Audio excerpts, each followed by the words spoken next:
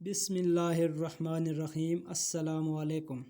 My name is Mahmood Ghaznavi and you are watching my YouTube channel Physics with Ghaznavi.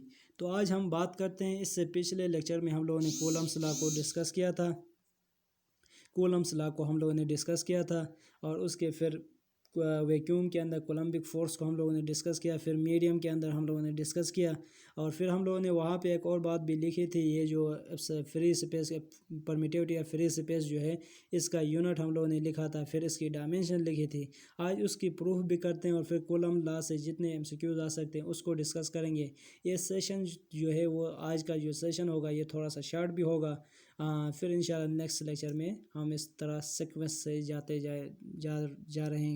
होंगे। तो सबसे पहले हम देखते हैं जी कोलम्बिक फ़ोर्स। कोलम्बिक फ़ोर्स हम लोगों ने ये इसको प्रूफ भी किया है। F is equal to 1/4 pi epsilon naught Q1 Q2 divided by R square. ये हम लोगों ने निकाला था, इसको प्रूफ भी किया था।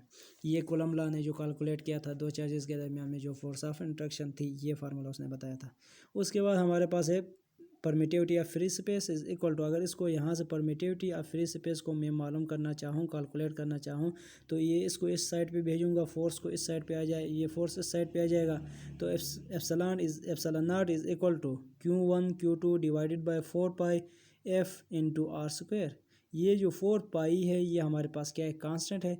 तो हम लिख सकते हैं epsilon naught is equal to, क्योंकि चार्ज का यूनिट होता है क्या, कूलम होता है ना, चार्ज का यूनिट कूलम होता है। तो दो चार्जेस हैं तो coulomb square per newton per metre square.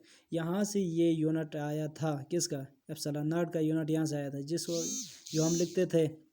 जो हम लिख रहे थे कि epsilon naught is equal to 8.85 into 10⁻⁻12 coulomb square per newton per metre. ये एसआई यूनिट है किसका, एप्सिलॉन नॉट का एसआई यूनिट है। इसको आपने अपने पास नोट करना है, क्योंकि ये आपका एटा का एमसीक्यूज है। तो यहाँ से हम देखते हैं जी कूलम जो है ना, कूलम किसके बराबर होता है, कूलम बराबर होता है charge is equal to current multiply by time. Current multiply by time के बराबर होता है। इसको हम इंशाल्लाह नेक्स्ट चैप्टर में डिस्कस करेंगे। तो ये इसका फार्मूला है, चार्ज बराबर होता है करंट मल्टीप्लाई बाय टाइम। तो यहाँ पे हम लिख सकते हैं epsilon naught is equal to, current का यूनिट होता है एम्पियर और टाइम का यूनिट होता है सेकंड। तो एम्पियर सेकंड, इसका जो होल स्क्वायर हम लेंगे क्योंकि कूलम के ऊपर स्क्वायर है, तो होल स्क्वायर लेंगे divided by Newton per metre square हम लिखेंगे।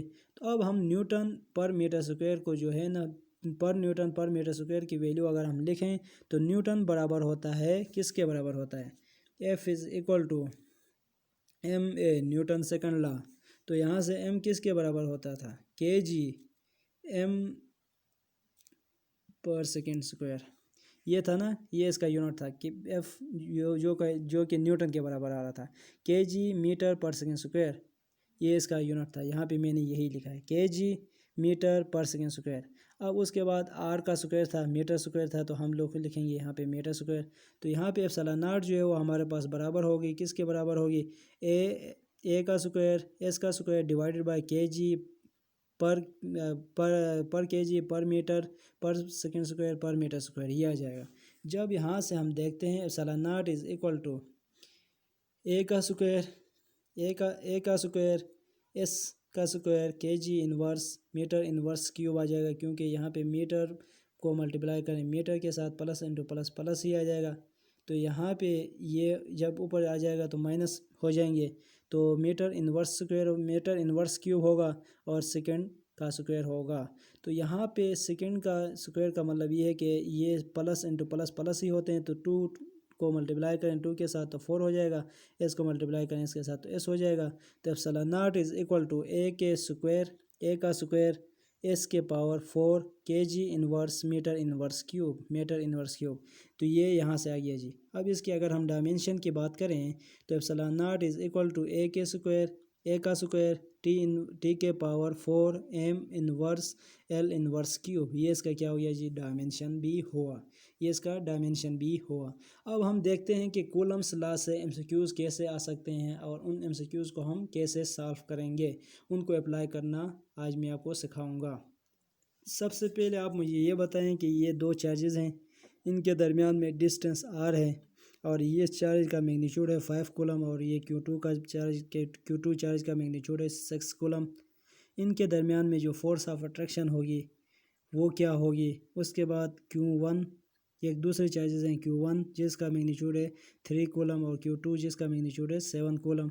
और इन दोनों चार्जेस के दरमियान में जो डिस्टेंस है वो सेम है, दोनों चार्जेस के दरमियान में डिस्टेंस सेम है। आप मुझे ये बताएं कि इन दोनों चार्जेस में से कौन से चार्जेस के दरमियान में फोर्स ऑफ अट्रैक्शन ज़्यादा होगी। तो आप निकालें जी, 5 को जब हम 6 से मल्टीप्लाई करते हैं तो क्या हो जाता है 30 कूलम्स आ जाता है, 30 कूलम्स आ जाता है। जब 3 को 7 के साथ करते हैं तो 21 कूलम आ जाता है। तो चार्जेस के मैग्नीट्यूड का प्रोडक्ट यहाँ पे ज़्यादा है, तो हम कह सकते हैं कि इन चार्जेस के दरमियान में फोर्स ऑफ अट्रैक्शन भी ज़्यादा होगी, इन चार्जेस के दरमियान में फोर्स ऑफ अट्रैक्शन भी ज़्यादा होगी। तो ये हम लोगों ने एक MCQ सॉल्व किया। इसी तरह से MCQs आ सकते हैं, डिस्टेंस को कांस्टेंट रखा और चार्जेस की ये आपको दिया, आप बताएं कि इन दोनों में से कौन से चार्जेस के दरमियान में फोर्स ऑफ अट्रैक्शन ज़्यादा है, तो आप बता सकते हैं। अब दूसरे MCQs के ऊपर दूसरी MCQs के ऊपर मैं बात करता हूँ। तो ये कोलम्बिक फोर्स का जो फार्मूला था K/Q1 Q2 divide by R², ये फार्मूला था। यहाँ से अगर मैं डिस्टेंस को क्या करूँ, डबल करूँ, डिस्टेंस को मैं डबल करूँ और इन दो चार्जेस में से किसी एक चार्ज को कांस्टेंट रख के दूसरे चार्ज को भी डबल करूँ, तो आप मुझे बताएं कि इस फोर्स के ऊपर, कोलम्बिक फोर्स के ऊपर क्या इफ़ेक्ट होगा। तो आप बता सकते हैं, यानी कि इसको डबल करता हूँ तो 2 का स्क्वायर ले लें, 4 हो जाएगा, ये ऊपर डबल हो जाएगा तो ये 2 डिवाइडेड बाई 4 हो जाएगा, यही हो जाएगा ना। तो ये 2 1 ज़ार 2, 2 2 ज़ार 4, तो यहाँ पे फोर्स जो होगा वो क्या हो जाएगा F/2 हो जाएगा, यानी कि फोर्स 2 टाइम डिक्रीज़ हो जाएगी। अगर हम डिस्टेंस, दो चार्जेस के दरमियान में डिस्टेंस को डबल करें और दो चार्जेस में से किसी एक चार्ज को भी डबल करें तो उस वक़्त कोलम्बिक फ़ोर्स के ऊपर क्या इफ़ेक्ट होगा, तो कोलम्बिक फ़ोर्स 2 टाइम डिक्रीज़ हो जाएगी। ये फार्मूला है, इस तरह से हम शॉर्टकट इसे हम अप्लाई कर सकते हैं। अगर हम ऐसा करें, आप बताएं कि हम Q1 को भी डबल करें, Q2 को भी डबल करें और जो उन चार्जेस के दरमियान में जो डिस्टेंस है उसको भी डबल करें। आप फिर बताएं कि इन दो चार्जेस के दरमियान में जो कोलम्बिक फ़ोर्स होगी उसके ऊपर क्या इफ़ेक्ट होगा। तो आप बता सकते हैं, Q1 को डबल करें 2 मल्टीप्लाई बाई 2, इसको भी डबल करते हैं तो 2 का स्क्वायर ले लें, तो यहाँ से आ जाएगा 4 डिवाइडेड बाई 4, तो ये कैंसल आउट हो जाएगा तो 1 आ जाएगा। तो फोर्स पहले जो थी वही होगी, कोई भी इफेक्ट नहीं होगी, फोर्स रिमेन कांस्टेंट। फोर्स इस केस में क्या हो जाएगी, रिमेन कांस्टेंट हो जाएगी। ये MCQs कूलम्स लॉ से आ सकते हैं। ऐसा भी हो सकता है कि अगर हम क्या करें, इस Q1 को कांस्टेंट रखें, Q2 को डबल करें या 4 टाइम करें, डिस्टेंस को हाफ करें तो फिर भी फोर्स के ऊपर कोई इफेक्ट नहीं होगा। ये MCQs हैं जो कूलम्स लॉ से आते हैं, इसी तरह के MCQs आ सकते हैं। ये बात याद रखें, कूलम लॉ का जो इन्वर्स रिलेशन है डिस्टेंस के स्क्वायर के साथ इन्वर्स है। अगर वेक्टर फॉर्म में अगर हम देखें तो कोलम्बिक फोर्स और डिस्टेंस के इन्वर्स स्क्वायर के साथ नहीं है, क्यूब के साथ इन्वर्स रिलेशन है। ऐसे F is equal to 1/r³ ये हो जाता है, ठीक ना। इसको हम नेक्स्ट लेक्चर में प्रूफ भी करेंगे, कोलम्बिक यानी कि वेक्टर फॉर्म ऑफ कूलम हम लिखेंगे, उसको देखेंगे फिर।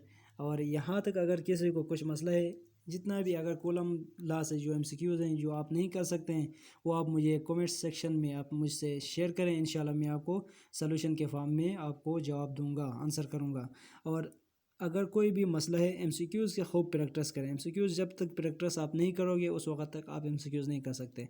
ये जो हैंड्स थे जो अप्लाई करना था वो थोड़ा बहुत मैंने आपको बताया, हर एक चीज़ को अभी एक्सप्लेन नहीं कर सकते हम यहाँ पे, बस जितना यहाँ पे जो MCQs हो सकता था, आ सकते थे जो MCQs इससे, वो मैंने आप लोगों को हैंड्स दिया, यही MCQs आते हैं और कुछ नहीं है। थोड़ा सा स्टेटमेंट को आप गौर से उसको रीड करें, इंशाल्लाह यही इसी टाइप्स के MCQs आते हैं और इनको आप सॉल्व भी कर सकते हैं, क्योंकि मैंने आपको हैंड्स वगैरह दिया है, इसी फार्मूले के मदद से आप कर सकते हैं। और दूसरी बात यहाँ पे एक और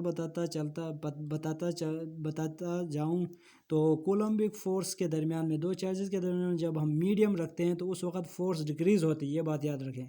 जब दो चार्जेस के दरमियान में हम मीडियम रखें तो फोर्स जो होगी वो डिक्रीज़ हो जाएगी। अब वो कितनी डिक्रीज़ होगी वो रिलेटिव परमिटिविटी की वैल्यू के ऊपर डिपेंड करेगी।